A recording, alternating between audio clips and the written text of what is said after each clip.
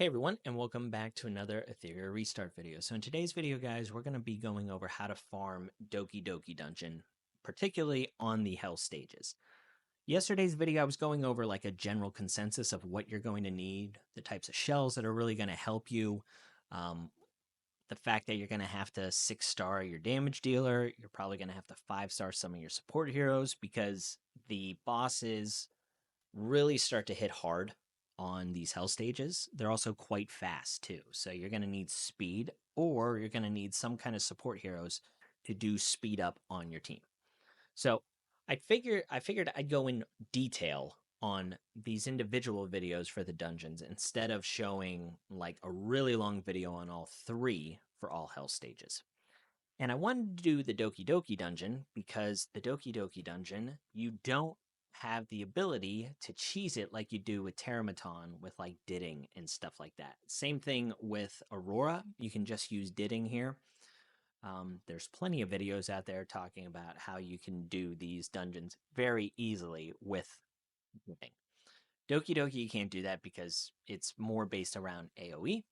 However, you do have a cheese character, an easy clear character in Romoka.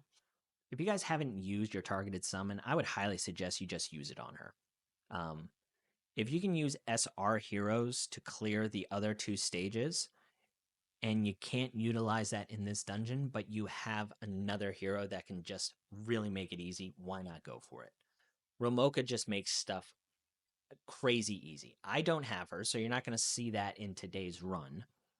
But I wanted to walk you through the mechanics, show you my team, which is nowhere near consistent. Like, I don't run this dungeon a whole lot. I am just farming a lot of shells still. As I mentioned, I'm farming higher up stages of shells now because you're going to need specific shells to get into Inferno. You're going to need specific shells to eventually farm Inferno for the shell dungeons too, which is a big boost to your count as well. It's just a continuous grind where you keep leveling up, leveling up. So once I get there, I'll find a way to, efficiently farm health 4. But we will show a run in here. When you get to health 3 and health 4, you start getting triple matrix drops, which is really awesome. It allows you to build, your characters in a completely different way. Time Weave is one of the special shells that start dropping in Doki Doki, and it's a great set because it allows your crowd control heroes or your debuffers the ability to cycle through their skills a little bit easier. The problem with this is it is a 12 matrix set, so you're really going to depend on your shell to try and get 3 of those matrices to make this easier to achieve because your crowd control or debuffers tend to need to be really fast. So taking up 12 matrices on Time Weave can be tough, but in the end, I do think it's worth it considering the power of that effect. The other sets that you've seen here, everyone's familiar with, but this set alone is worth farming Doki Doki. So let's talk about the teams, how to beat this, all of those things. Also, yesterday, I know I said I'd show my teams and then my face was in the way. So thank you so much to the person who commented on that. I will be showing the heroes like in the full screen instead of in the lower level here. But I appreciate you saying that because I don't pay attention to those things. Webcam's kind of new. This is a new thing for me. So I'm usually looking at my game, which is a different view of what you guys are seeing.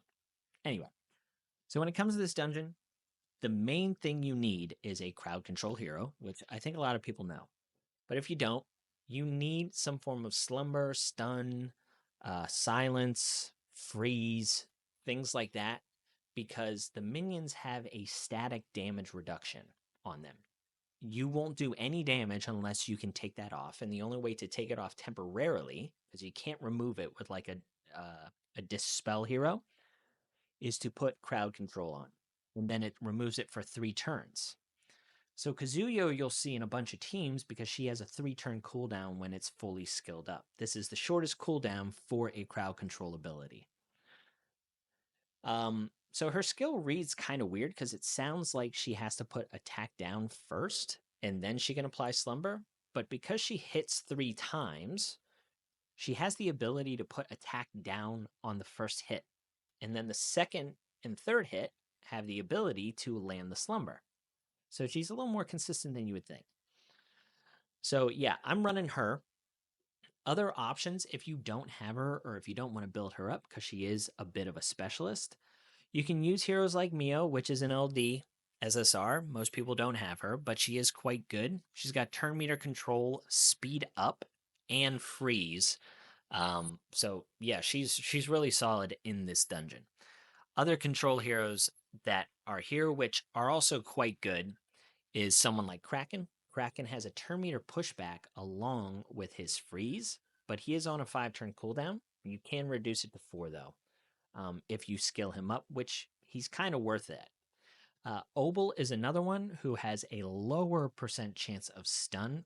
I don't think he's great here, but if he's your only option, he can be someone to use. And then the game gives you another hero that has a stun with turn meter pushback, like Kraken, but it is a fire hero. So this hero is going to die like very fast, especially in the Hell Dungeons. But I wanted to show you the heroes that could be used. There's also a green hero in a shoe, which does an AoE silence, which is a form of crowd control, or at least it was in the final beta. I haven't tested that, so if anyone can confirm if that's true or not. But in all other games, silence tends to be a crowd control hero. What else do you need in this dungeon? You truly need an AoE damage dealer. So I'm using Shiata. I talked about her in my character breakdown of her specifically. I've made some real solid upgrades to her since then, mainly on the shell. She's got some really nice rolls, which I had talked about in the prior video, why it's really important to overfarm shells. Now, I know some people have said that she's hot fixed. She used to be able to steal one of the buffs in the minions. I never noticed that. I don't even target him, and we'll talk about that during the run. But she still works. She does great damage. I have her passive fully leveled up, and I'll show the builds, like I said, in the separate screen after the run. I don't even know if it's going to work, but if it doesn't, I can show the reasons why, which is great. She's my main damage dealer. Romoka also works here, and Romoka is a lot more effective than Shiata, especially with Kazuyo, because Romoka targets one enemy and then does the splash damage on the others. So I'm almost positive it doesn't wake them up, but if it does, it doesn't matter because Romoka's splash damage is just way more effective than Shiata's. You'll need some kind of support in here, whether it is like defense up, shielding. It's up to you.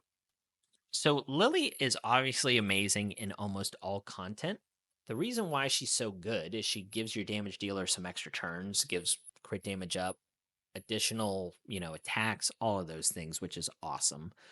But the speed up, I think, is one of the most important things. So if you don't have Lily and you have Mio, Mio is a really good slot in here. She actually pairs pretty well with Shiata as well, just because Shiata doesn't need like a whole lot of extra turns. She just needs buffs.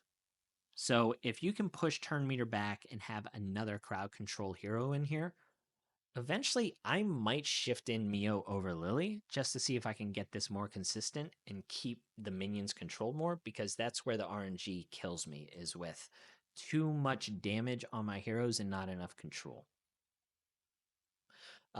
You can also have some other decent support heroes in here like Freya to amplify your damage. She also puts up, some form of immunity, attack up. She also has Nightmare, which can help keep your damage dealer healthy with like the life steal. Kloss is pretty good in here as a debuffer. Like I said, you really need to remove the damage reduction debuff from the minions. Marvel's good support for speed down as well as turn meter pushback. Rahu's pretty good as a sub DPS with defense up. So yeah, some ideas there. So I'm using Valyrian as my support along with Lily, because Valyrian gives shields and additional buffs, which actually plays into Shiata. Shiata levels up as she uses her soul flames. She needs buffs. So pairing her with Valyrian, she actually gets a buff basically every turn, which is awesome. So this levels up very, very fast for her to do just a crap ton of damage. And then I think you're going to need a healer. The people who have Romoka, they probably don't even need a healer. They just need a bunch of people that can amplify her damage and make sure that Kazuyo ends up being reset so she can land her slumber on the second wave. But if you need something a little more, uh, tankier because you don't have Romoka, I think Ling Luo is a great healer in here. She has immunity, which kind of helps with the second wave because they have stun on there. So that's a big thing, which is why I'm running her on Gigabyte because I need her to take more turns so she can put up the immunity or eventually remove the debuffs uh, that uh, that the minions put up on your team. So she has this through her passive. I think the best in slot here, though, is Sonya. If you guys have Sonya and have her built up, she's amazing. Being able to remove the debuffs on the passive, which really with healing every single turn, is awesome. So she's really, really good in here. Chiaki the Echo actually is quite good as well. The turn meter push, as well as the attack up, is an awesome support, but the Ave Maria allowing you not to have turn meter pushback is a big thing because the minions also have that too. So you have a lot of people that you can like mix and match here.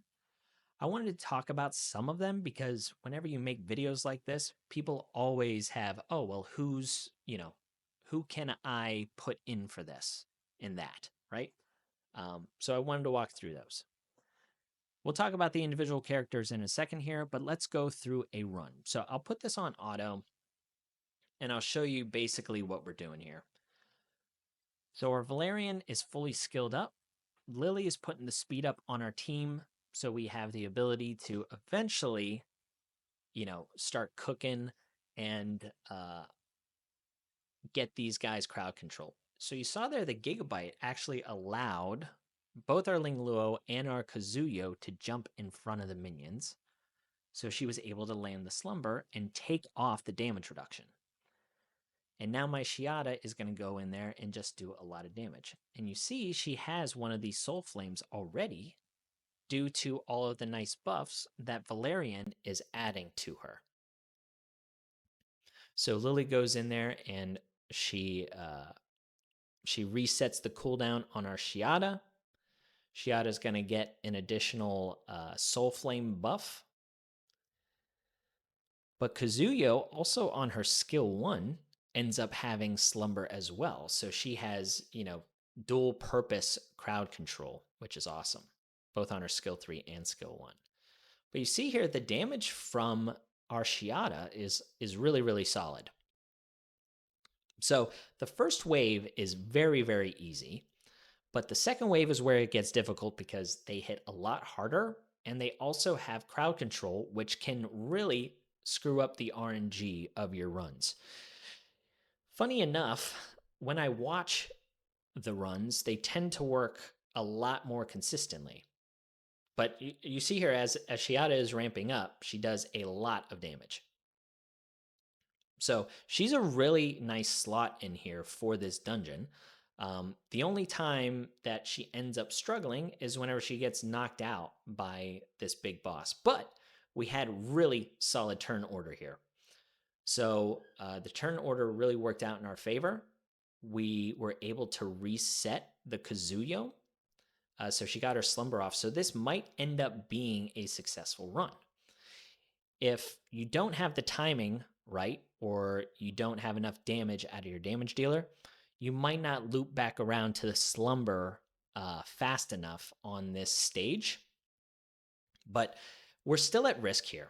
The main reason is because of this enemy right here in the middle. He ends up doing a crap ton of damage based on this buff that he puts on himself. He gains like additional stacks of revenge, which increases his damage. So thankfully, our Ling Luo. Okay, so he targeted the Valyrian, and you see how much damage he did. and he also stunned. So there's no rhyme or reason to who they target. I have not found it because every single run is different for me. And sometimes he will stun Shiata. And when he stuns Shiata, it ends up being a dead run. But this is why I have Ling Luo in here, because sometimes she can get that AoE heal off, put up the immunity, and then also possibly cleanse the stun, even on the Shiata. But it's not at 100% clip, so it did not remove it. I also don't even know if that can remove control effects. It doesn't mention it here, but this might end up being a good run, but we can still die because this main, like, enemy just does so much damage. But I think Shiata's next attack might get the job done. Yeah, it's going to be close. The problem is the more you hit him, the more his thing ends up building up.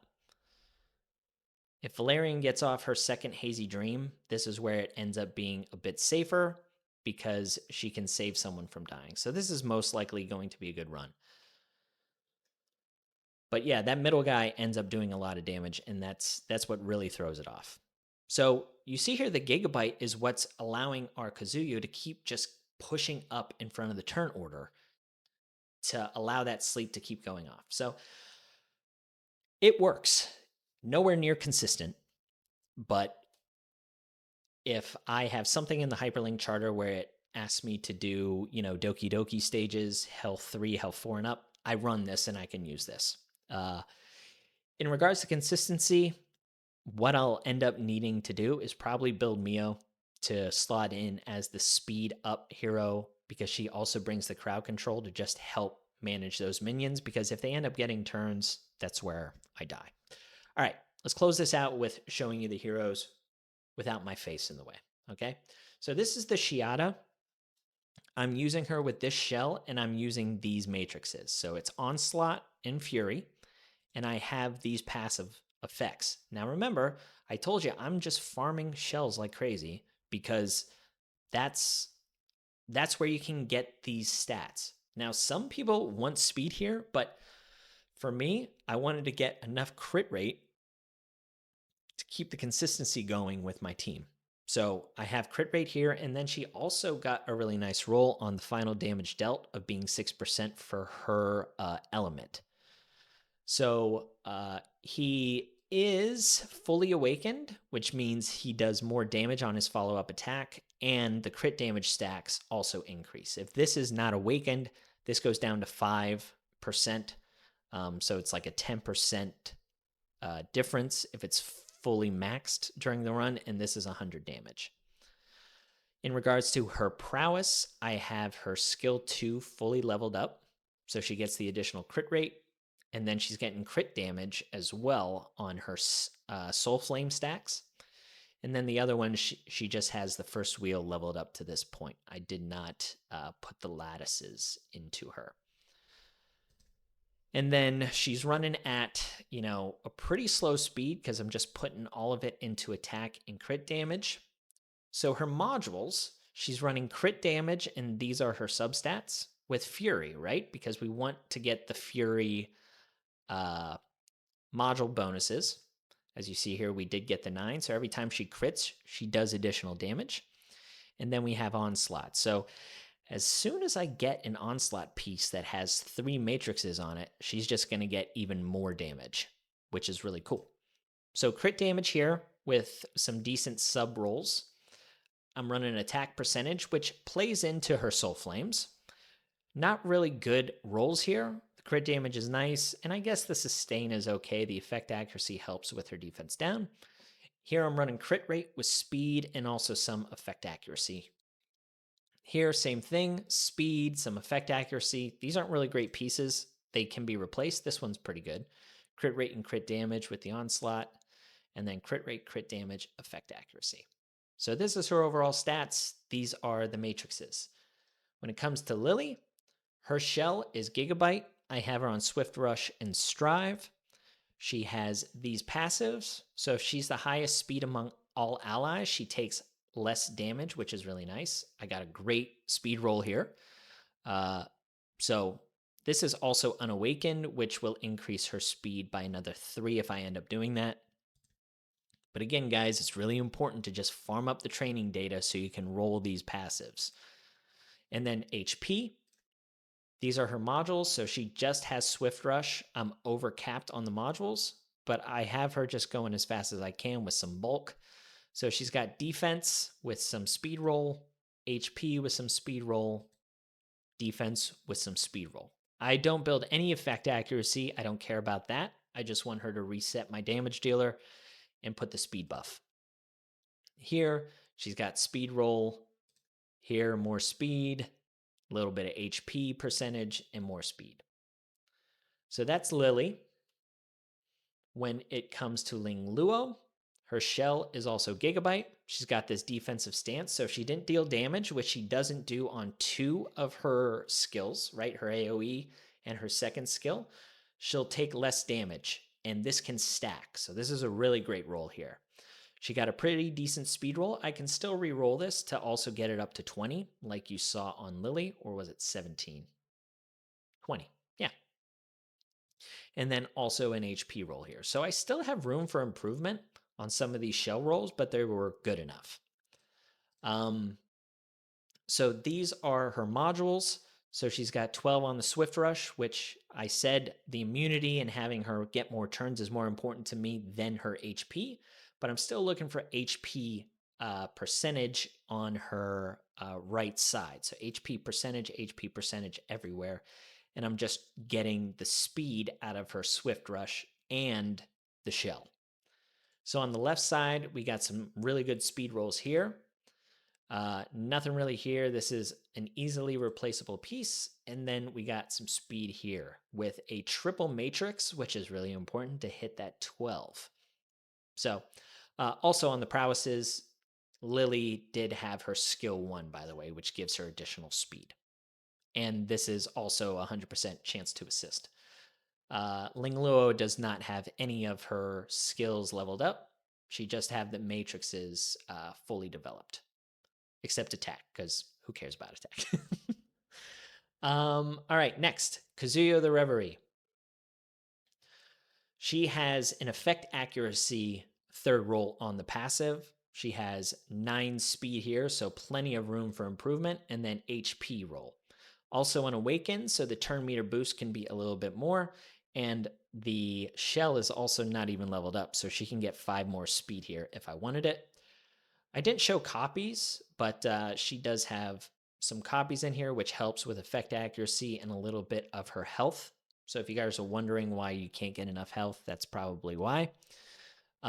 So these are her matrices. She just has 12 on the Swift Rush, but if I eventually get some good time weave, I'll do that. So you want her effect accuracy to be good enough to at least apply her crowd control debuffs. So I got effect accuracy here, HP percentage here, and then effect accuracy here. And I'm missing speed rolls on this. That's what I was saying. Like, getting the right rolls on your modules is really hard, which is why it's important to prioritize the shell passives. Here I've got a little bit of speed and defense, some speed and a little bit of HP, but this is an epic piece at level 9, so this is bad. And then we have a little bit of speed here with effect accuracy. This is more of a damage dealing piece, but yeah, so that's Kazuyo. And then last but not least, we have Valyrian, who is on the Artisan shell. In all honesty, she could probably use Gigabyte as well, but I didn't need it and I didn't want to farm it up. So she has a reduces the enemy's final damage taken by 6.5. This is static. This is a great passive. Speed roll, and then an HP roll. So that's Artisan. He's got Swift Rush and Bramble. Her prowesses, she does have all copies, so she's taking less damage as well. Guys, told you I spend money on this game, so I'm ahead of you if you don't spend it. So I haven't even done a really good job on her modules because she's only getting Wellspring plus 10. If I could find a better piece over here, like to replace this, I probably would, but it's got some really nice speed rolls there. So I've got HP percentage, HP percentage, HP percentage, but I do have some nice speed on one of those pieces. I've got some speed roll here, and then speed here as well. So yeah, that's basically the build. Is that everyone? Yeah, Ling Luo, Kazuyo, and then Shiata. Yep. So I hope it helped, guys. You know, these are the overall stats of the characters. Overall stat, overall stat, overall stats, overall stats, and overall stats. Anyway, that's all I got for you. Another long video. I know. I just drone on. But anyway, I appreciate you watching, and I'll catch you on the next one. See ya.